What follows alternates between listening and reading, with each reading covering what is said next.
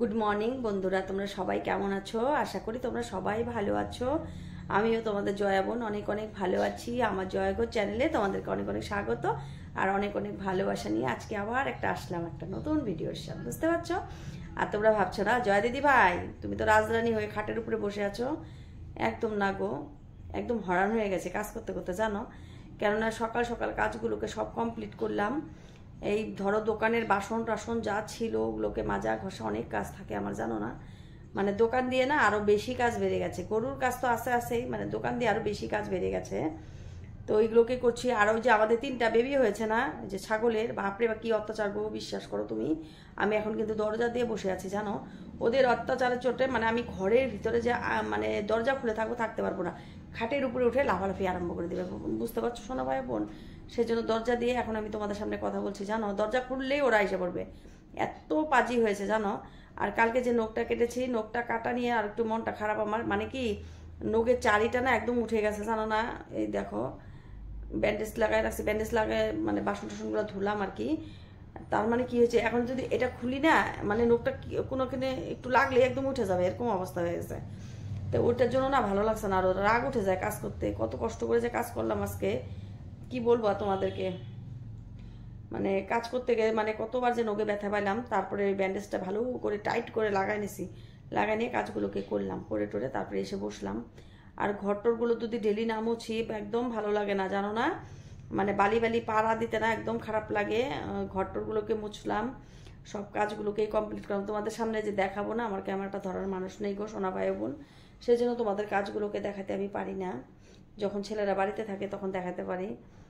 আর বড় ছেলেটা আজকে স্কুলে অ্যাডমিশন হওয়ার কথা আর কি, কিবার হয়, অ্যাডমিশন হতে পারবে না পারবে আজকে জানি না।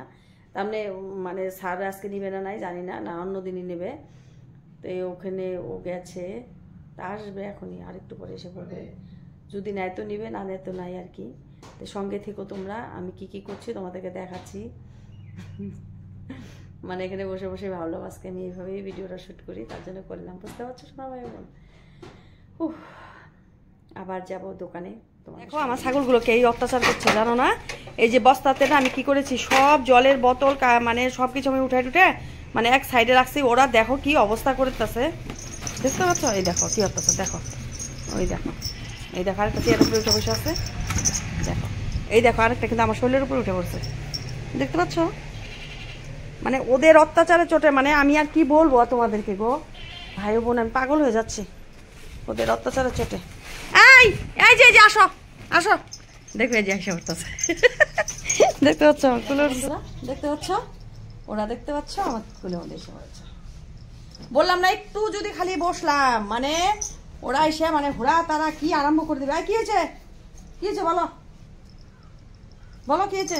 ও বাবা কি অবস্থা, কি অবস্থা, জামা খাইতেছে দেখছো?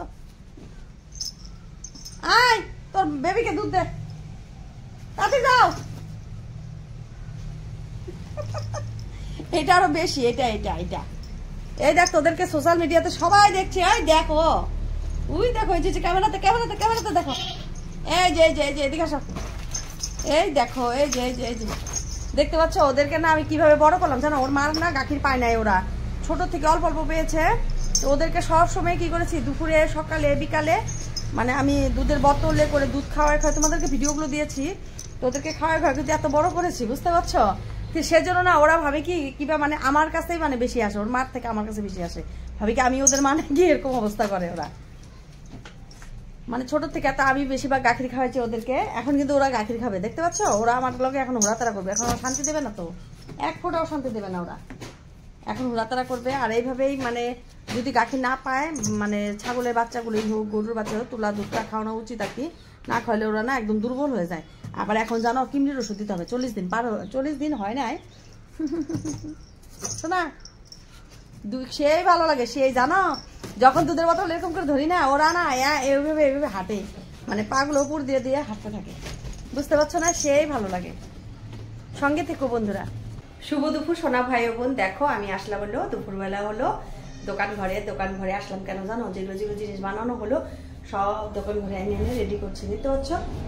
আরো কতগুলো জিনিস বানানো আছে, ওগুলো বানাবো আর কি। এই কটা জিনিস বানানো হলো, তো ভাবলাম যে একটু ভাই বোনদের একটু কথা করে আসি, মানে বলে আসি আর কাজগুলোকে কমপ্লিট করি আর কি।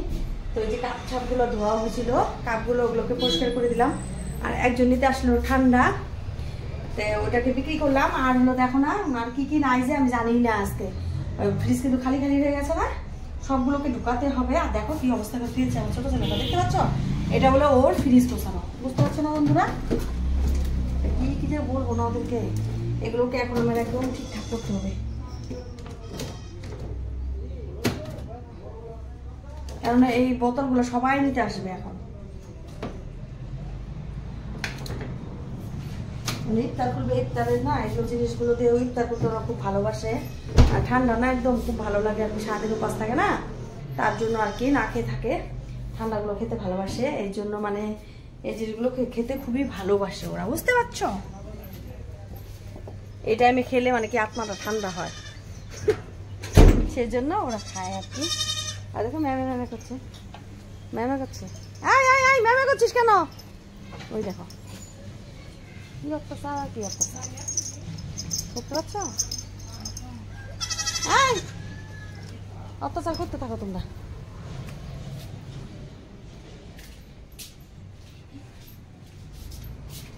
এখন আসলাম ঘরে, এখন আবার রেডি সেডি হয়ে একটু পরে আর কিছু জিনিস বানানো বাকি আছে, এগুলোকে বানাই, মানে টেনে নিয়ে তারপরে আমি যাব দোকানে, তোমাদের সঙ্গে আবার দেখা করবো। হ্যাঁ দেখো বন্ধুরা, এসে পড়লাম একদম দোকানে, 3:30 বেজে গেছে, বুঝতে পারছো? আর এতটুকু টাইমের মধ্যে আমি সবকিছু বানানো শেষ করলাম আর এসে পড়লাম দোকানে। দোকানে এসেই দেখো কতগুলো গাখি, দেখতে পাচ্ছ? গাখিরগুলোকে জাল টাল করে রেখেছি, করে রেখে শর্টগুলো উঠে রাখলাম, কেননা শর্টটা আমার খুব দরকার, বিরিয়ানি বানাবো, বিরিয়ানি বানানোর জন্য ঘিয়ের দরকার। এই দেখো দেখতে পাচ্ছ, এখানে ঢেকে রাখলাম আর গুলো ফ্রিজে ঢুকায় রাখছি, কেন অনেক গরম দিন পড়েছে না, শর্টগুলো নিলে গন্ধ হয়ে যাবে, বুঝতে পারছো? আর অল্প একটু চা বসায় দিলাম, কেননা দরকার আছে একটু চা বানানোর জন্য, এই জন্য বসালাম। এখন কড়াই বসাবো, কড়াই বসায় তেল দিয়ে ব্যাস একদম কাজেই কর্মে লেগে যাবো। আসছে কি লাগবে? চাচা চাচা লাগবে বলে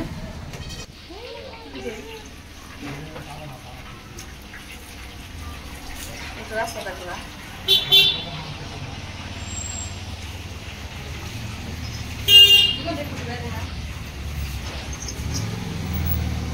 ওদিকে যা, ওদিকে যা, ঘুরে দেখা যায়।